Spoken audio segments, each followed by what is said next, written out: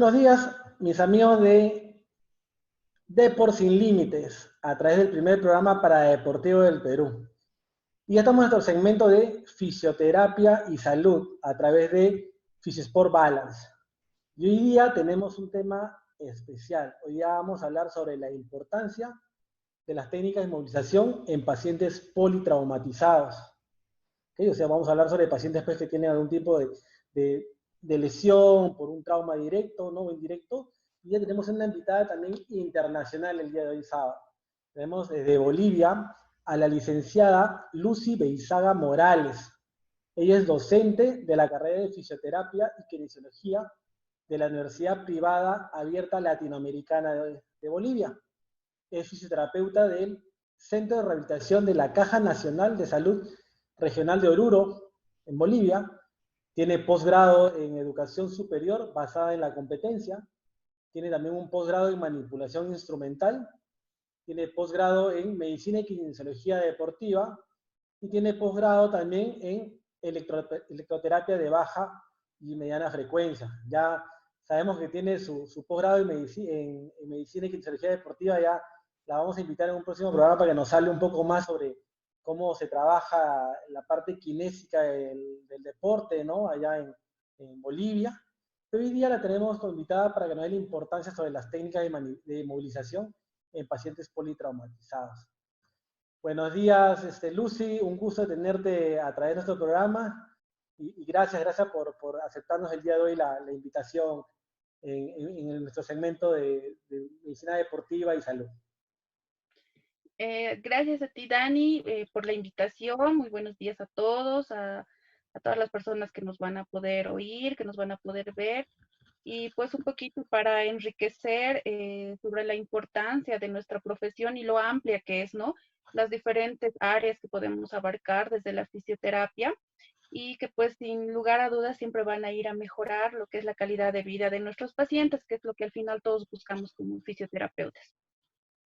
Qué bueno, Lucy, qué bueno, Lucy. Lucy, y vamos entrando un poco al tema, ¿no? Vamos hablando un poco de, en realidad, a qué, para que entiendan nuestros teleaudientes, las personas que nos escuchan, porque no solo nos ven a través del Facebook, a través de la TV digital, sino en el Perú estamos en más de 200 repetidoras en la radio también, a nivel nacional, y más o menos para que te escuchen, ¿a qué le llamamos un paciente politraumatizado, ¿no? Y la rehabilitación, ¿a qué está dirigida, ¿no? Este tipo de pacientes. Ya. A ver, un paciente politraumatizado, pues va a ser aquel paciente que ha sufrido múltiples traumas que pueden ser de forma simultánea. Generalmente vamos a ver este tipo de pacientes, pues que son resultados de accidentes de tránsito, ya sean por colisiones, por vuelcos, pacientes que han sufrido caídas de grandes alturas por accidentes laborales. Entonces, pacientes que van a tener múltiples traumas producto de un solo acontecimiento. Pueden ser desde traumatismos encefalocraneanos, un trauma raquimedular, que son los más frecuentes, y además, pues, múltiples traumas a nivel musculoesquelético, ¿no? Que puede ir desde fracturas, contusiones, ¿no? Y sin lugar a dudas, pues, lo que más vemos dentro de lo que es el hospital, porque es donde llegan a emergencia, pues son los pacientes que van a ser resultado de accidentes de tránsito.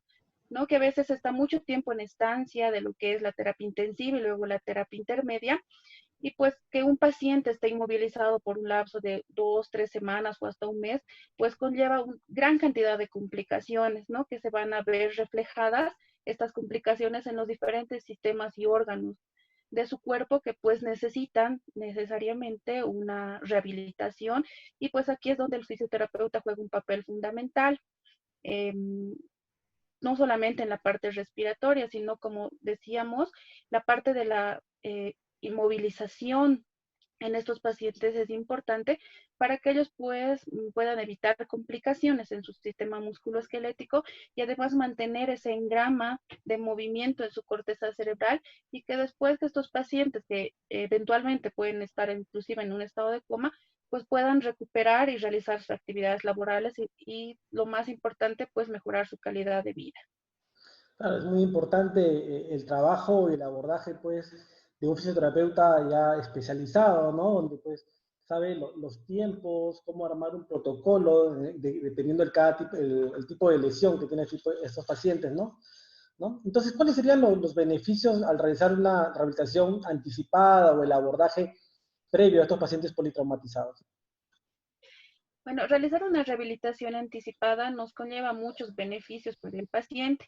Por ejemplo, obviamente van a haber estructuras que no van a estar lesionadas y que por producto de la inmovilización pues pueden generarnos complicaciones a largo plazo, por ejemplo, retracciones musculares, problemas a nivel del aparato respiratorio, del aparato circulatorio, entre otras. Por lo tanto, realizar una rehabilitación anticipada pues nos permite mantener en condiciones óptimas lo más fisiológicas posibles a las estructuras que no han sido lesionadas en primera instancia. Luego, lo que nos permite es realizar un protocolo, podríamos decir, de atención para buscar que el paciente pues tenga una recuperación funcional y estructural. Y por último, y lo que es más importante, nos previene las complicaciones derivadas de la inmovilización. La inmovilización, pues, es quizá lo más devastador que podemos generar a un paciente, ¿no? Es por eso que nuestra filosofía de vida de los fisioterapeutas es que el movimiento es vida. Entonces, tenemos que generar eso. Y un paciente que esté inmovilizado, pues, va a tener desde complicaciones musculoesqueléticas, del sistema nervioso, del sistema urogenitario, del sistema vascular. Entonces, la rehabilitación anticipada nos ayuda a esto, ¿no? A prevenir las complicaciones de la inmovilización y a la larga, pues, generar que el paciente pueda recuperar su estructura tanto orgánica como funcional lo más cercano a lo que tenía antes del accidente o de que tenga estas alteraciones a nivel de su estructura. Claro, es importante pues mencionar que en este tipo de pacientes puedes tener en cuenta, ¿no? Que no solo es la propia lesión tras el traumatismo que ha tenido, que es la que se tiene que tratar, sino evitar obviamente que se compliquen otras áreas musculoesqueléticas o en todo caso otras áreas orgánicas que depende por el encamamiento, la inmovilización, pues puedan conllevar a que el paciente pues aumente, entre comillas, un poco la discapacidad o la recuperación, ¿no? Del tratamiento o la evolución rápida del mismo, ¿no? Dime, Lucy, dentro del tratamiento, a la hora que nosotros hacemos un abordaje y un protocolo, obviamente vamos a manejarlo en etapas, ¿no? O fases, ¿no? Siempre hay una primera etapa donde hacemos los ejercicios de repente pasivos, donde facilitamos el movimiento al paciente, y después cuando el paciente ya comienza a activarse, tiene un poquito más de control y de manejo, pasamos a ejercicios de forma activa. ¿Cómo podemos nosotros abordar o qué beneficios en las dos etapas, ¿no? Cuando comenzamos con la parte pasiva, ¿no? O los ejercicios o la kinesiología pasiva, y luego los beneficios que vamos a tener con la kinesiología o los ejercicios de forma activa, ¿no? Ya, sí es importante establecer, digamos, esa progresión de secuencias que tenemos que seguir. No es importante primero siempre comenzar en este tipo de pacientes que la mayoría pues está en el servicio de terapia intensiva o en el servicio de terapia intermedia. Es siempre importante generar esta progresión, ¿no? De ir primero a una movilización pasiva porque inclusive estos pacientes, algunos van a estar pues no conscientes. Entonces, generar este proceso es muy beneficioso. En primera instancia, pues sí, vamos a trabajar con lo que es la movilización pasiva. Esta movilización pasiva, pues como su nombre indica, pues es aquella en la que el terapeuta, en este caso nosotros, somos los que realizamos el movimiento. ¿No es cierto? Entonces le damos las nociones correctas de movimiento, los patrones de movimiento que el paciente pues tiene que posteriormente cumplirlas. Inclusive hay estudios que nos dicen que cuando hay pacientes inconscientes, por ejemplo, que están en estado de coma, la movilización pasiva que nosotros generamos, pues siguen dando esa información a corteza cerebral para que ese engrama de movimiento permanezca y cuando el paciente pues pueda estar ya consciente, se haya trabajado todo eso. ¿Qué beneficios nos genera la movilización pasiva? Pues van a ser múltiples.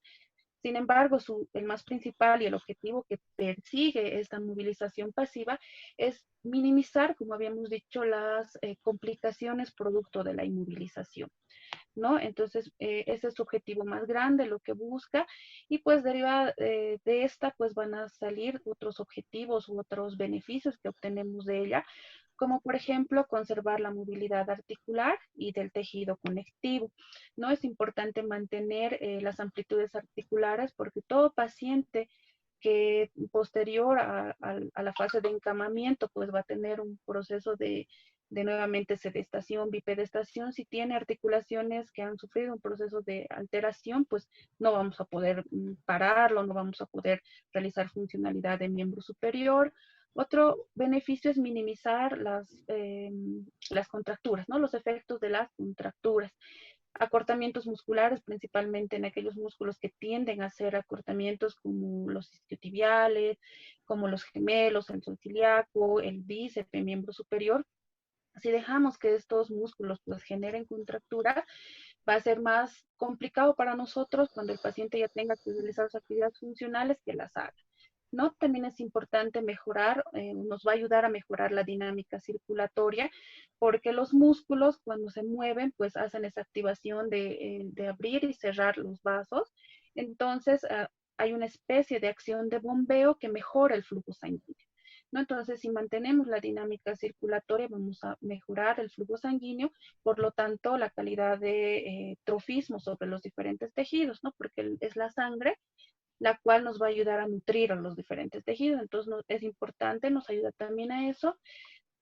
Nos ayuda a mantener la conciencia del movimiento, ¿no? Es lo que habíamos dicho, que hay estudios que nos indican que aunque el paciente esté inconsciente, pero nosotros generemos este movimiento correcto, pues la corteza cerebral va generando esta conciencia de movimiento que le permite al paciente más adelante, a futuro, pues no tener mucha complicación al reproducir movimientos posteriores a cuando él ha sufrido el accidente o el traumatismo encefalocraneano.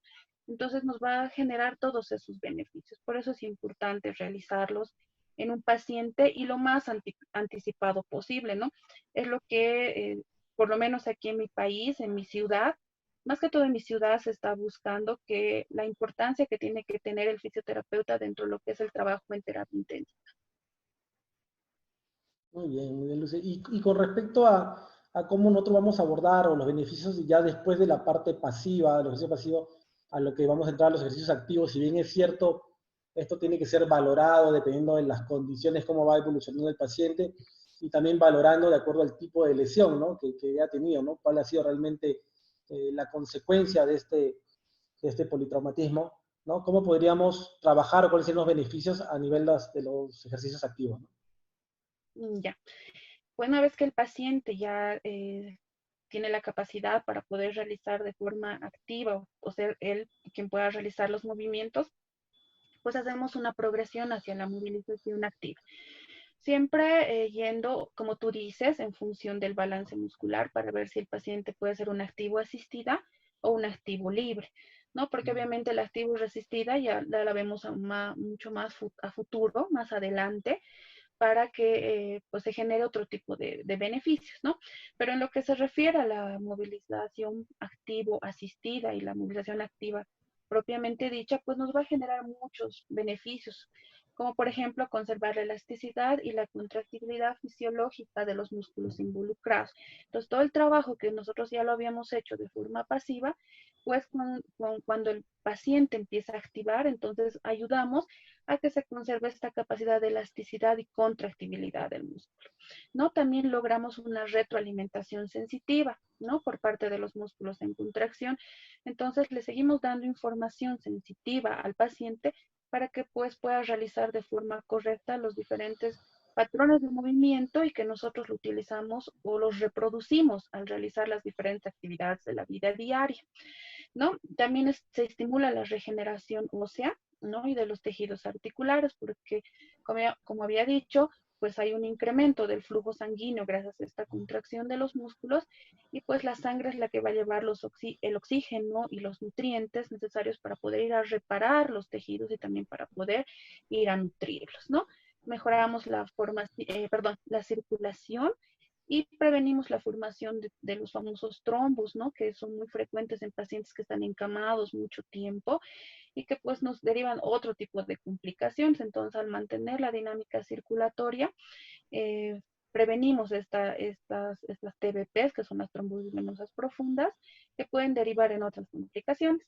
Y mejoramos la coordinación y las habilidades motoras que el paciente tiene necesarias para las actividades funcionales.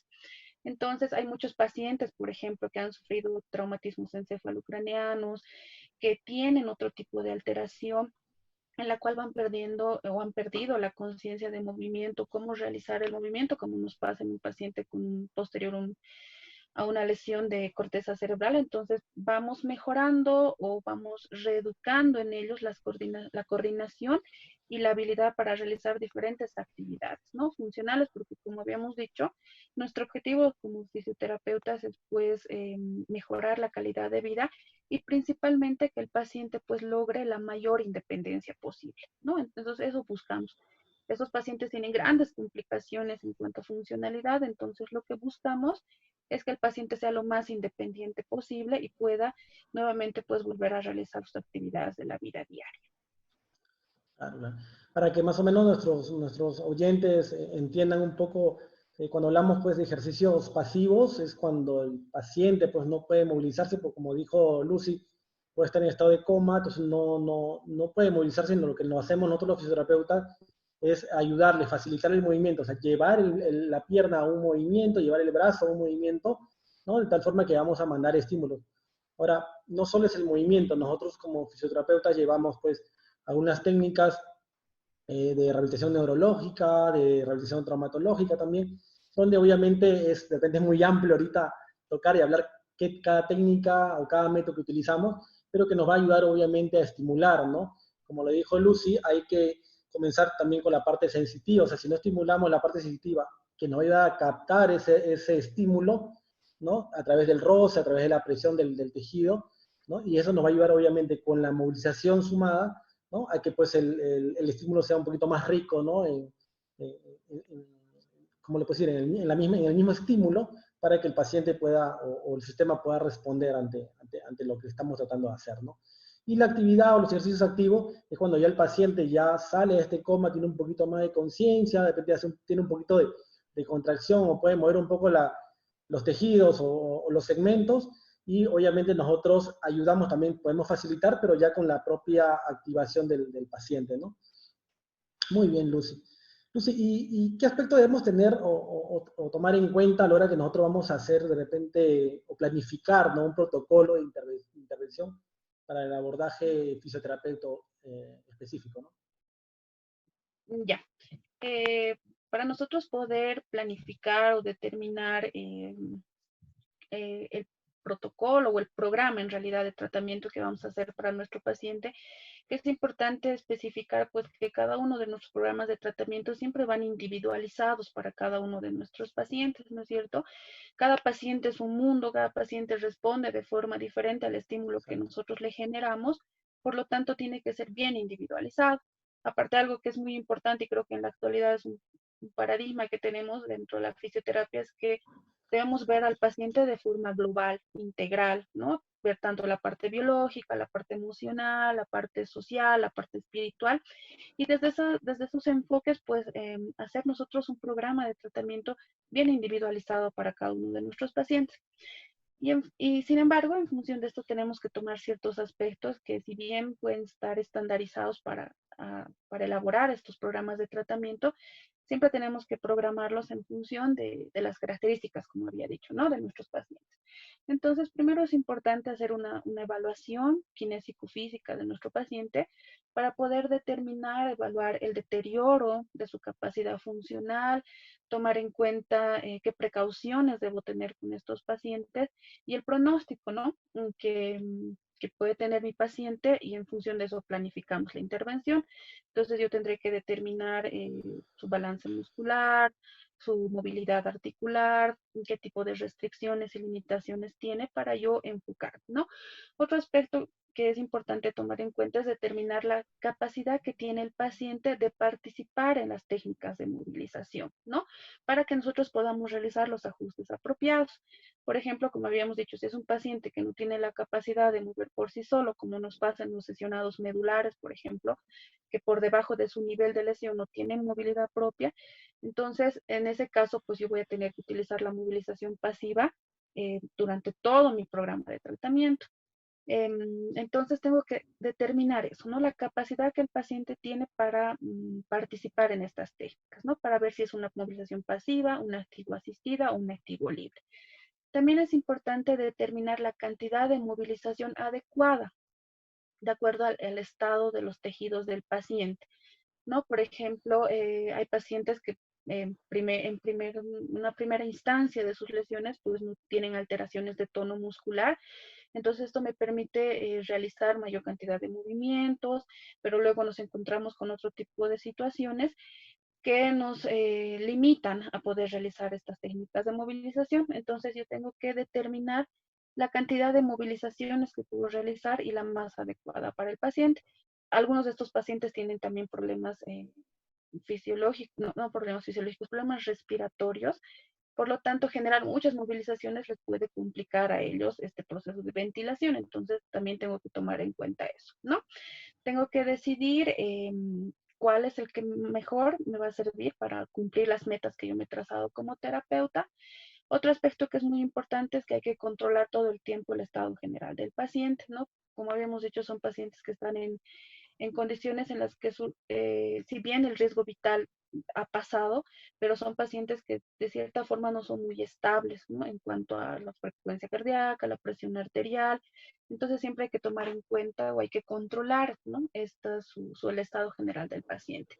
Y algo que es importante también es realizar constantes reevaluaciones de estos pacientes y modificar el tratamiento si así fuese necesario, ¿no? Porque si bien tenemos protocolos establecidos para cada tipo de lesión, cada paciente es un mundo, a veces algunos pueden respondernos con ciertas técnicas y otros no, ¿no? Por lo tanto, debemos ajustar nuestros conocimientos, nuestro arsenal de herramientas y técnicas a la realidad de nuestros pacientes y a cómo ellos nos responden.